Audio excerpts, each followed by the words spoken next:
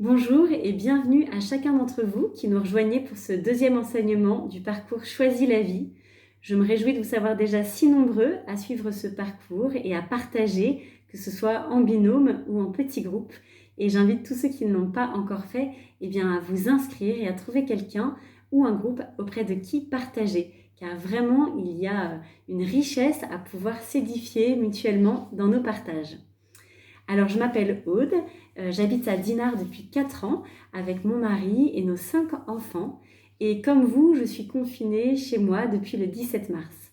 Alors, la joyeuse équipe des prêtres m'a demandé de vous donner un enseignement intitulé « Comment rester dans la gratitude quand on a des petites contrariétés ». J'ai trouvé qu'ils avaient beaucoup d'humour parce que vous imaginez bien qu'une maman confinée avec 5 enfants et un mari qui travaille à temps plein à l'extérieur va avoir beaucoup de contrariétés dans la journée. Mais je ne viens pas vous parler aujourd'hui comme professionnel de la gratitude, mais bien comme quelqu'un qui essaye de se mettre en chemin, voilà, pour mettre en place la gratitude quotidiennement dans sa vie. Alors, nous allons parler aujourd'hui de la gratitude dans les contrariétés. Je ne vais pas parler des épreuves, la souffrance, la maladie, le deuil sont des épreuves, mais je vais plutôt aborder le sujet des petites contrariétés que nous vivons tous, notamment depuis ce début du confinement. Ça peut être une voiture qui est tombée en panne, un appareil électroménager qui tombe en panne pendant ce temps de confinement, des rendez-vous ou bien des sorties que j'ai dû annuler à cause du confinement. Ça peut être des agacements liés aux personnes avec qui je vis dans ma maison. Ça peut être lié à une mauvaise connexion Internet qui m'empêche de suivre comme je voudrais la chaîne YouTube de la paroisse. Vous voyez, on va parler de ce genre de petites contrariétés. Mais avant tout, je vais peut-être vous rappeler brièvement ce qu'est la gratitude. Pour ceux qui souhaiteraient en savoir plus, je vous invite à suivre le parcours gratitude qui a été donné il y a quelques mois à la paroisse et que vous pourrez retrouver sur le site de la paroisse de Dinard. Mais simplement pour vous rappeler, la gratitude, c'est une attitude intérieure qui se vit en plusieurs étapes et qui va provoquer en moi un feu d'artifice de bienfaits et qui va me transformer en profondeur. La gratitude, elle est notamment nécessaire pour tenir bon dans les moments difficiles. Pour entrer dans la gratitude, nous sommes invités à vivre 3 étapes.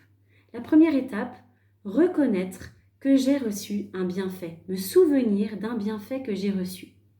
Deuxième étape, ressentir, être touché par l'émotion.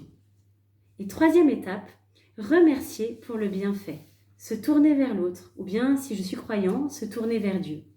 Par exemple, à l'issue de ce week-end, je pourrais dire à mon mari, « Mon chéri, j'étais fatiguée ce week-end, tu as pris du temps pour me soulager avec les enfants. J'ai pu souffler et reprendre des forces.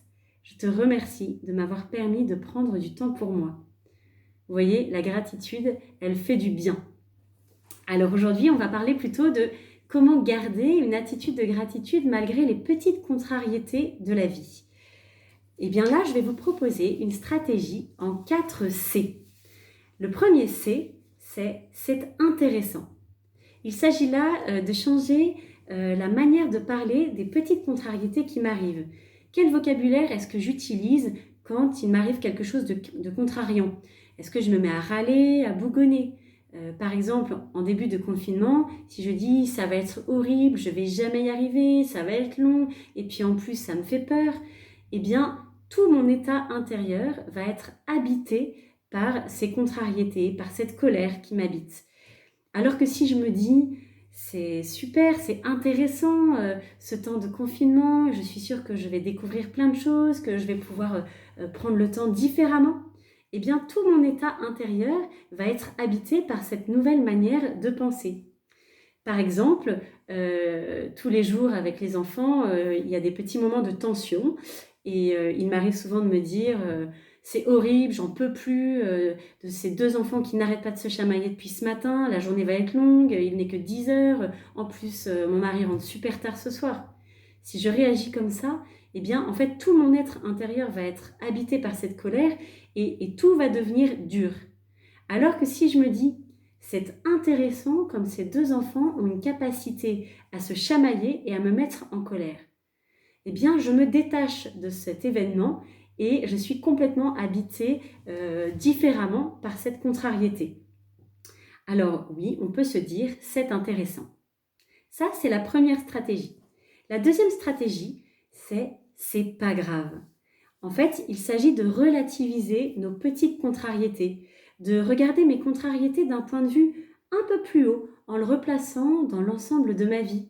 Par exemple, en commençant de ma naissance à mon enfance, puis à ma jeunesse, ma vie d'adulte et à ma vie d'aujourd'hui. Et replacer cette contrariété dans l'ensemble de ma vie.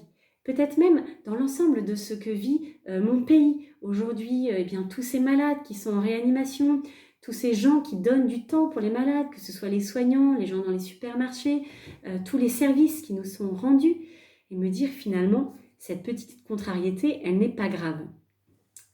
Le jour de Pâques, j'ai perdu un petit objet qu'on m'avait offert à Noël et auquel je tenais beaucoup. J'ai passé du temps à le chercher et puis je me suis mis en colère parce que j'avais perdu ce petit objet. J'ai commencé aussi à un peu accuser les enfants de l'avoir perdu en débarrassant le couvert. Voilà, puis ça m'a habité plusieurs heures. J'étais incapable de me réjouir de cette belle fête de famille. Et puis au bout d'un moment, je me suis dit quand même, en fait, c'est pas très grave ce petit objet que tu as perdu. À l'échelle de ce que vit le monde actuellement, voilà, ces souffrances dont on nous parle partout dans le monde, c'est vraiment pas grave. Et donc petit à petit, j'ai réussi à de nouveau accueillir la joie du jour de Pâques. Et puis quelques heures après, j'ai retrouvé ce petit objet au fond de mon lave-vaisselle, bien lavé. Et je peux vous dire que je me sentais vraiment idiote d'avoir été contrariée par ce petit événement. Donc ce n'est pas grave. C'était la deuxième stratégie. Donc, première stratégie, c'est intéressant. Deuxième stratégie, c'est pas grave.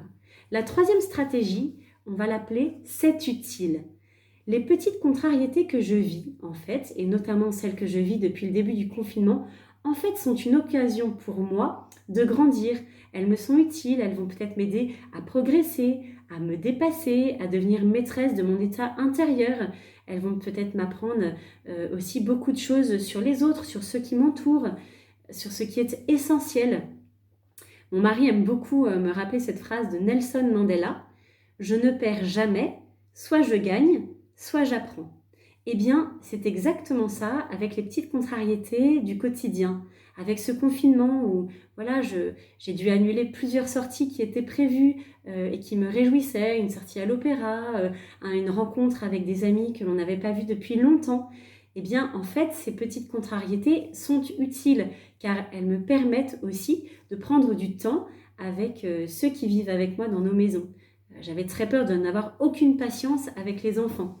Au bout de 40 jours, je peux dire c'est utile ce temps de confinement car je prends du temps avec mes ados, on discute, on cuisine ensemble, je prends du temps avec les plus jeunes avec qui je joue alors qu'avant mon emploi du temps était très chargé et je manquais de temps. Donc oui, ces petites contrariétés sont utiles. Et puis, dernière stratégie, c'est drôle. Certaines de nos pires galères vont devenir, avec le temps, nos meilleures histoires drôles. On est invité, dans cette stratégie, à savoir rire de soi, des situations qui nous arrivent. On voit beaucoup de vidéos très drôles qui tournent depuis le début du confinement et qui nous montrent aussi comment on vit au quotidien. Elles nous font bien rire, elles sont utiles parce qu'elles nous permettent de prendre de la hauteur et de rire de ces situations. Eh bien, c'est ça que l'on est invité à vivre, de savoir rire de soi. Alors, une petite anecdote hors confinement. On habite dans une maison qui a nécessité beaucoup de travaux. Et il y a 1 an, on venait de finir une grosse série de travaux. Ça nous avait bien fatigués. Et on venait de se dire, on arrête là, c'est bon, on est bien chez nous. On n'a pas besoin de plus. Et puis, au bout d'une semaine, des voisins de notre quartier qu'on ne connaissait pas, qui viennent là que pour les vacances d'été, sonnent à notre porte et nous disent voilà, on est très ennuyés, on est vos voisins d'à côté, on vient d'arriver chez nous et en fait votre fosse septique s'est déversée dans notre garage. On a d'abord été, après la gêne que ça peut entraîner, on a d'abord été très en colère. En colère parce qu'il fallait recommencer des gros travaux. En colère parce que il fallait se remettre dans un chantier dans le jardin et puis on était un peu honteux d'avoir notre fosse septique vieille de plusieurs dizaines d'années qui s'était déversée chez des gens qu'on ne connaissait pas. Et puis, au bout de quelques jours, on s'est dit, en fait, c'est quand même très drôle. Et le lien qu'on a aujourd'hui avec ses voisins est vraiment sympa et on en rigole bien aujourd'hui. Alors oui, sachons rire de nos pires galères. Donc vous avez bien retenu la stratégie des 4 C pour rester dans la gratitude malgré nos petites contrariétés. C'est intéressant, c'est pas grave, c'est utile et c'est drôle. Et enfin, pour terminer, comme nous sommes sur le site de la paroisse, sur la chaîne de la paroisse, je vous invite simplement à écouter cet extrait de la Bible que vous pourrez retrouver dans l'évangile de Saint Matthieu au chapitre 6, versets 25 à 34. Ne vous faites donc pas tant de soucis. Ne dites pas « qu'allons-nous manger ?» ou bien « qu'allons-nous boire ?» ou encore « avec quoi nous habiller ?» Ne vous faites pas de soucis pour demain. Demain aura souci de lui-même. À chaque jour suffit sa peine.